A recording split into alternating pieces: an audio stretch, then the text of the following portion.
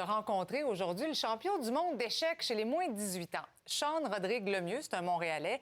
Il a réalisé tout un exploit lors du tournoi en Roumanie. Ça s'est passé la semaine dernière. Donc, il est de retour chez nous, très fier de son nouveau titre. J'en ai profité pour jouer une petite partie avec lui. Je dis petite parce que, disons que ça n'a pas été très long. Sean, bonjour. Bonjour. Donc, tu reviens de Roumanie avec un titre quand même exceptionnel. Raconte-moi comment ça s'est passé là-bas. Ça s'est vraiment bien passé, c'était une super expérience. Déjà, en allant là, mon but, c'était peut-être d'être dans le top 5 ou même dans le top 3. Finir en première place, c'était au-delà de mes attentes, mais c'était clairement une surprise très agréable. Mais là, avant de te rendre là, il faut qu'on te connaisse un petit peu, savoir à quel âge, par exemple, tu as commencé à jouer? J'ai commencé à 6 ans, quand j'étais en première année. Je voyais mes amis jouer et je connaissais aucune règle du jeu, donc moi, je voulais apprendre pour jouer avec eux. Donc, mes parents m'ont décidé de m'inscrire à des activités parascolaires, puis il y avait les échecs, justement. Okay. Donc, sans hésiter, j'ai décidé de m'inscrire. Et dès là, j'ai eu la piqûre et la passion est toujours restée. Qu'est-ce qui a fait, selon toi, que tu as gagné? Est-ce que c'est parce que tu es patient, tu as de la stratégie? C'est quoi tes forces?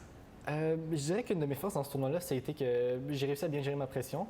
Je trouve que c'est un de mes problèmes souvent quand j'étais jeune. J'étais souvent dans les tournois importants, j'avais de la misère avec mon stress et ma pression. Okay. Mais récemment, je pense que j'ai plutôt appris à bien gérer le stress d'une bonne façon. Et depuis que je suis tout petit, j'essaie de faire tous les tournois que je peux au Québec ou même au Canada. D'ailleurs, c'était pas non plus mon premier championnat du monde. Je l'avais fait en 2013 pour ma première fois. Oh mon Dieu, tu devais être tout jeune? Oui, j'avais 9 ans. Attends, t'as participé au championnat du monde à 9 ans? C'est le championnat du monde de jeunesse, en fait. Oui, mais c'est extraordinaire quand même, là. Oui, c'était une belle première expérience. C'était plus difficile cette fois-là, justement. Je pense que ça m'a vraiment aidé à grandir en tant que joueur. Et j'aurais sûrement pas gagné ce tournoi-là sans mes premières expériences. Est-ce que tu es capable de transporter les échecs dans la vie de tous les jours? C'est sûr qu'il y a des effets positifs aux échecs. Par exemple, je pense que la logique, la visualisation, je pense que c'est des aspects de la vie qui sont améliorés avec les échecs. C'est-tu populaire? C'est-tu redevenu populaire? Ou C'est sûr qu'avec The Queen's Gambit, la popularité a vraiment augmenté. Ah oui? Ça, c'est sûr. À cause de la série Netflix? Oui, clairement, j'ai vu une grosse différence. Je commençais à voir des gens jouer aux échecs dans le métro sur leur téléphone. C'est quelque chose que je voyais un peu moins avant. Okay. Mais là, j'ai commencé à le voir de plus en plus. S'il y a des jeunes qui t'écoutent présentement et qui se disent « Ah, ouais, je sais pas si ça m'intéresse, ça peut avoir l'air plate parfois, les échecs », qu'est-ce que tu pourrais leur dire à ces jeunes-là? Je pense que c'est un jeu qui est simple, qui est quand même facile à apprendre, puis surtout qu'on peut jouer n'importe où. Tu n'as pas besoin d'équipement spécial. Personnellement, j'aime beaucoup la discipline, la concentration, le fait de jouer à un seul jeu pendant des heures. Je pense que c'est quelque chose qui m'attire beaucoup. Puis là, c'est quoi la suite pour toi? C'est quoi le rêve d'un joueur d'échecs? Je pense que c'est de devenir grand maître. Donc, le titre de grand maître, c'est le plus haut titre aux échecs. Okay. Donc, ce qu'il faut pour obtenir ce titre-là, c'est avoir 3 normes. Donc, des normes, dans le fond, c'est des performances d'un certain niveau avec plusieurs critères à respecter. Donc, il faut en faire 3 comme ça. Et là, j'en ai une que j'ai fait justement dans ce tournoi-là en Roumanie. OK. Mais là, ça peut te prendre combien de temps avant d'avoir ce titre-là? Ça peut prendre des mois, ça peut prendre des années. Mon objectif, ce serait de l'avoir d'ici 1 an, si possible. OK.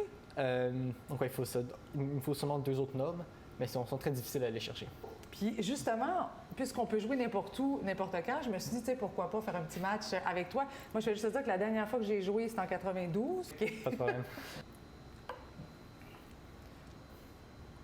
Quand on joue comme ça, là, OK, moi, bon, évidemment, j'ai une très grande stratégie, mais est-ce que tu la vois, ma stratégie, ou est-ce que tu es capable de savoir ce que je vais faire ou comment tu vas me battre rapidement?